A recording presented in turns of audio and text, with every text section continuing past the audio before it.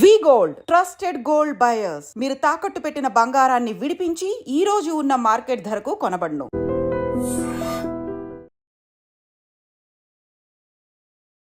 నమస్తే, welcome to I dream inside politics with కవిత.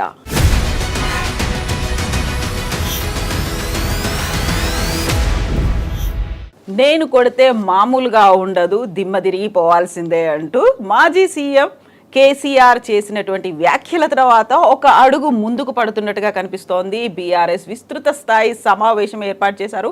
500 మందికి పైగా బీఆర్ఎస్కి సంబంధించి గతంలో వర్క్ చేసినటువంటి వారితో పాటుగా ప్రజాప్రతినిధులు అందరూ కలిసి పాల్గొనబోతున్నారు. రాబోయే 4 ఏళ్లలో ఒక ఎజెండాని సెట్ చేయబోతున్నారు. ప్రధానంగా ఏ విషయాల మీద పోరాడాలి, ఎవరెవరు ఏం మాట్లాడాలి, దిశానిర్దేశం చేయబోతున్నటువంటి కేసీఆర్ భవిష్యత్తుని ముందే ఊహించారా, ప్రణాళికలు అందుకోసమే వేస్తున్నారా? మనతో పాటుగా ఉన్నారు పొలిటికల్ అనలిస్ట్ వి ప్రకాష్ గారు. ప్రకాష్ గారు నమస్కారం అండి.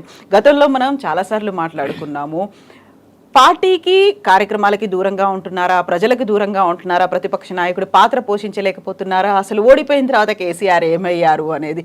సో కమింగ్ బ్యాక్ అనేది చాలా స్ట్రాంగ్ గా ఉంటుందా, ఎట్లా కనిపిస్తుంది? అంటే ఆయన ఇంతకాలం ఫామ్ హౌస్ లో ఉన్నా కూడా వీళ్ళకందరికీ దిశానిర్దేశం చేసింది కేసీఆర్ గారే.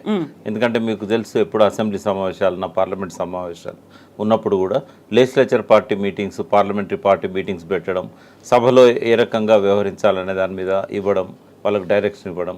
అట్లాగే ఈ ఇష్యూస్ మీద కూడా హరీష్ రావు గారు, కేటీఆర్ గారు పోయి తరచుగా ఆయనతో సమావేశం కావడం.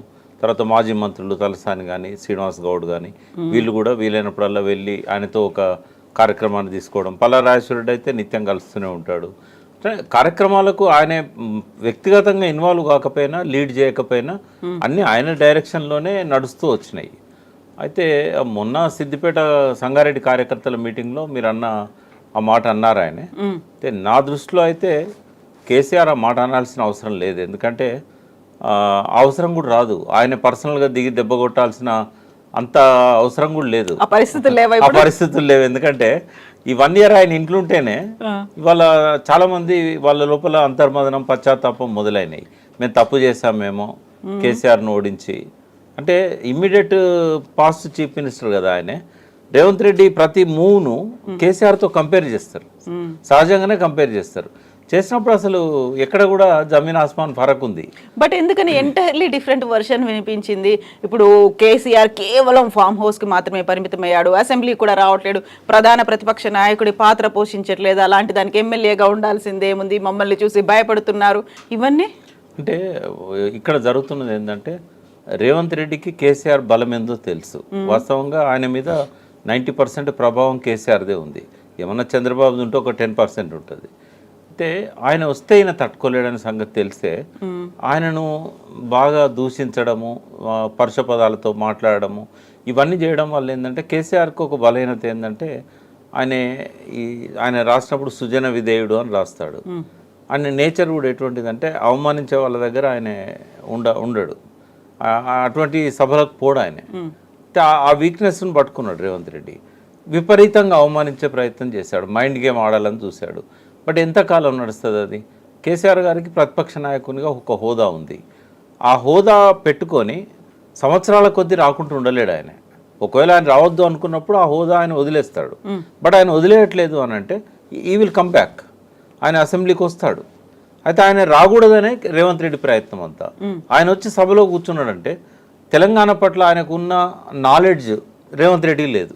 ఏ విషయం మీద కూడా మీరు రాత్రి నిద్రలో అడిగినా కూడా అన్ని స్టాటిస్టిక్స్తో సహా ఆయనకు మెమరీ పవర్ ఎక్కువ కేసీఆర్ గారికి. తర్వాత మొత్తం తెలంగాణ మీద, అన్ని రంగాల మీద పట్టు ఉన్నది. మినిస్టర్స్ ఎవరున్నా కూడా అన్ని రివ్యూలు ఆయనే చేసేవాడు. పక్కన మినిస్టర్ ఉండేవాడు, కొన్నిసార్లు ఉండకపోయేది. బట్ ప్రతిసారి బడ్జెట్ రూపకల్పన కానీ, సాగునీటి రంగం కానీ, ఎలక్ట్రిసిటీ రంగం కానీ ఆయన అశువుగా చెప్పుకుంటూ పోతాడు గంటల కొద్దీ. మీకు తెలుసు కదా, పవర్ ప్లాంట్ ప్రజెంటేషన్ కూడా ఆయనే ఇచ్చాడు సభలో. అంటే అంత అపారమైన నాలెడ్జ్ ఉన్న వ్యక్తి ముందు రేవంత్ రెడ్డి నిలబడలేడు. రెండవది, సంక్షేమం, అభివృద్ధి రంగాలలో ఆయనను ఎక్కడ తప్పుపట్టలేదు మనం కేసీఆర్ని ఏమన్నా తప్పుపడితే మమ్మల్ని పిలవలేదనో, లేకుంటే మా ఇంటర్వ్యూ ఇవ్వలేదనో, అపాయింట్మెంట్ ఇవ్వలేదనో ఇట్లనే తప్పుపడతారు తప్ప అభివృద్ధి, సంక్షేమం ఈ 2 విషయాలలో స్వాతంత్రం వచ్చిన తర్వాత ఏ రాష్ట్రంలో కూడా ఏ ముఖ్యమంత్రి కూడా చేయనంత గొప్పగా చేశాడు. ఆర్థికంగా చూసినా స్టాటిస్టిక్స్ మనకు కనబడతా ఉన్నాయి. ఇప్పుడు 62,000 కోట్లు అని, అంతకుముందు 59,000 కోట్లు అనేది హరీష్ రావు గారు కరెక్ట్ చేశారు. 62,000 కోట్ల ఆదాయం మాత్రమే 2014-15లో ఉండేది. అక్కడి నుంచి ఇవాళ రెవెన్యూస్ని 3 లక్షల కోట్ల బడ్జెట్ పెట్టారు. గ్రాంట్స్ అన్ని తీసేసినా కూడా 2.5 లక్షల కోట్ల ఆదాయం వచ్చిందంటే ఒక 10 ఏళ్ల కాలంలో స్వాతంత్రం వచ్చిన తర్వాత ఏ దేశంలో కానీ ఏ రాష్ట్రంలో కానీ, అంటే దేశం అని ఎందుకు అంటున్నా అంటే మొన్న ప్రపంచ బ్యాంక్ ఇచ్చిన ఫిగర్స్ ప్రకారం కూడా ప్రపంచంలోనే ఇంత గ్రోత్ రేట్ 10 ఏళ్లలో ఉన్న రాష్ట్రం లేదు మొత్తం ఎంటైర్ వరల్డ్లో. అంటే అంత ఫాస్ట్ గ్రోత్. ఇంకా కరోనా 2 సంవత్సరాలు వేధించినా, ఆయన వచ్చినాక అడ్జస్ట్ కావడానికి 1 సంవత్సరం టైం పోయినా కూడా 7 సంవత్సరాలలో అంత గొప్పగా ఆయన పరిపాలన చేయడం అనేది ఎవరు మచ్చలేని పాలన. అది చిన్న చిన్న ఏమన్నట్టే ఉండొచ్చు. కాకపోతే మీరు అన్నారు కంప్లైంట్ చేయడానికి పెద్దగా లేవు సంక్షేమాభివృద్ధి కార్యక్రమాలు అన్నప్పుడు డిటాచ్ అయ్యారు అనేది, ప్రజలతో ముఖ్యమంత్రి డిటాచ్ అయ్యారు. దానికి ఆయన చెప్తోంది నేను డీసెంట్రలైజ్ చేశాను, లేకుంటే ఒక హైరార్కీ అనేది నా దాకా రావాల్సిన అవసరం లేదు, వాళ్ళని కలిస్తే సరిపోతుంది అనుకున్నప్పటికీ కూడా మేము వెళ్తున్నాం, మాట్లాడుతున్నాం, స్వయంగా ముఖ్యమంత్రి మా మాటలు వింటున్నాడు, లేకుంటే ఇప్పుడు ప్రజాభవన్ లాగా మార్చిన తర్వాత కంప్లైంట్స్ స్వీకరిస్తున్నారు. అలాంటిది ఎక్కడా స్కోప్ లేకుండా పోయింది, దూరం పెరిగింది. దానికి ప్రధాన కారణం కేసీఆర్ చుట్టూ ఉన్నటువంటి మనుషులు, అందువల్లే ఓడిపోయారు. ఇవన్నీ అంటే ఇప్పుడు ఎవరైతే అంటే ఒక కేసీఆర్కు ఉన్న ప్రత్యేకత ఏంటంటే ఆయన ఉద్యమ నాయకుడిగా ఉన్నప్పుడు ఆయన చెప్తాడు కదా, పిడికెడు మందితో ఆ పిడికెడులో నేను కూడా ఉన్నా, పిడికెడు మందితో మొదలు పెట్టామని అన్నారు కదా. అయితే ఒక్కొక్క జిల్లాకు పోయి వందలాది మంది నాయకులను కార్యకర్తలను పర్సనల్గా కలిసి వాళ్ళందరినీ ఉద్యమంలోకి ఆహ్వానించి తన ఇంటికి ఎప్పుడు వచ్చినా కూడా డోర్స్ ఓపెన్, వచ్చిన వాళ్ళందరికీ భోజనం పెట్టి తనతో పాటుగా అట్లా చూసుకున్న వ్యక్తి. గంటలు వాళ్ళతో అంటే ఎంత ఆప్యాయత అనేది చూపెట్టాడు కదా. ఒక్కసారి సీఎం అయినాక ఆయనకు ఆ వెసులుబాటు ఉండదు. ఇప్పుడు రేవంత్ రెడ్డి గారికి కూడా అదే పరిస్థితి వచ్చింది. ఆయన విమర్శించాడు ఈ విషయంలో, కానీ ఇప్పుడు కూడా ఆయన సీఎంగా ఆయన ఎవరిని కలవడం లేదు. ఎందుకు అంటే ఆ పొజిషన్ అటువంటిది. సీఎం అని అన్నప్పుడు అంత ఈజీ యాక్సెస్ ఉండదు, వాళ్ళకు కూడా అంత సమయం ఉండదు. ఎప్పుడు బిజీగా ఉంటా ఉంటారు, విజిటర్స్ ఉంటారు, ఇంపార్టెంట్ విఐపీస్ ఉంటారు, వాళ్ళు కావాల్సిన వాళ్ళని పిలిపించుకుంటూ ఉంటారు. ఈ డిస్టర్బెన్స్లో ఇటువంటి అన్ని డిస్టర్బెన్స్ అనిపిస్తాయి. ఎవరో పోయి బాగున్నావా ఊరికే కలుద్దామని వచ్చినా అని అంటే ఎట్లుంటుంది? సెల్ఫీల కోసం పోవడం అంటే ఇది సహజంగానే ఏ ముఖ్యమంత్రి అయినా కూడా డిటాచ్ కావాల్సి వస్తుంది. రెండవది ఏంటంటే ప్రజాభవన్లో ఇవాళ చిన్నారెడ్డి గారిని కూర్చోబెడుతున్నారు. చిన్నారెడ్డి గారు చాలా సౌమ్యుడు, వచ్చిన వాళ్ళందరినీ ఆయనకు చాలా ఓపిక ఎక్కువ, అందరికీ దరఖాస్తులు తీసుకుంటాడు, మళ్ళీ రిప్లైలు ఇస్తున్నాడు. కేసీఆర్ పీరియడ్లో ఏం జరిగిందంటే కన్సర్న్డ్ ఆఫీసర్లకే అప్లికేషన్లు ఇచ్చుకునేవాళ్ళు.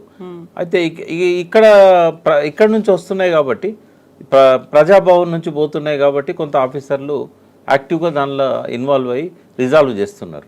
అప్పుడేమో ఆ నియంత్రణ లేదు. ఈ తేడా స్పష్టంగా ఉంది. ఆ తేడా తప్ప ప్రజలకు యాక్సెస్ అనేది ఎప్పుడు కూడా సీఎంతో ఉండడం కష్టం. అయితే ఎందుకు వచ్చినాయి అన్ని విమర్శలు అంటే, అంతకుముందు ఆప్యాయంగా భుజం మీద చేసి పేరు పెట్టి పిలిచి ఫోన్లు చేసి మాట్లాడిన వ్యక్తి ఆల్ ఆఫ్ సడన్గా దూరమైంది కదా, సీఎం హోదా వచ్చేసరికి మారిపోయింది కదా అనేది. అంటే మూమెంట్ అవసరాలకు ఎవరు అవసరం, పార్టీ నడపడానికి ఎవరు అవసరం అనే దానిలో కేసీఆర్కి ఒక క్లారిటీ ఉంది. పార్టీ నడపడానికి రాజకీయ నాయకులు కావాలి, మూమెంట్ నడపడానికి ఉద్యమకారులు కావాలి. కాబట్టి ఆర్ఎస్ఏ నుంచి ఆర్ఎస్ఎస్ దాకా ఎవరు వచ్చినా తెలంగాణ ఉద్యమంలో జాక్లో కలుపుకొని పోయాడు ఆయన. బట్ ఇక్కడ మాత్రం ఆ పరిస్థితి ఉండదు. ప్యూర్లీ రాజకీయ నాయకులు, ఎలక్షన్లో గెలవగలిగే వాళ్ళు, ప్రజలలో పట్టున్న వాళ్ళు, ఎలక్షన్లో ఫోకస్ అయిన వాళ్ళు, వీళ్ళు మాత్రమే ఆయనకు అవసరం. ఇక్కడ మిగతా వాళ్ళతో సత్సంబంధాలు ఉంటాయి. ఎప్పుడన్నా ఒకసారి పండుగలప్పుడో లేకుంటే పోయినప్పుడో బర్త్డేలకు ఇట్లాంటప్పుడు కలవడం అయితే తప్ప రోజువారీ కార్యక్రమాలలో వాళ్ళతో ఉండడం అనేది జరగదు. కొన్నిసార్లు ఆయన జిల్లాలలో పోయినప్పుడు అందరినీ కలిసేవాడు, కానీ అది స్టేజ్ మీద ఆయన ఉంటాడు, కింద పబ్లిక్ ఉంటారు, అంతవరకు ఐ కాంటాక్టే తప్ప పర్సనల్గా వచ్చి మాట్లాడేంత అవకాశం దొరకకపోయేది. అది అర్థం చేసుకోవాలి అది ప్రజలంతే.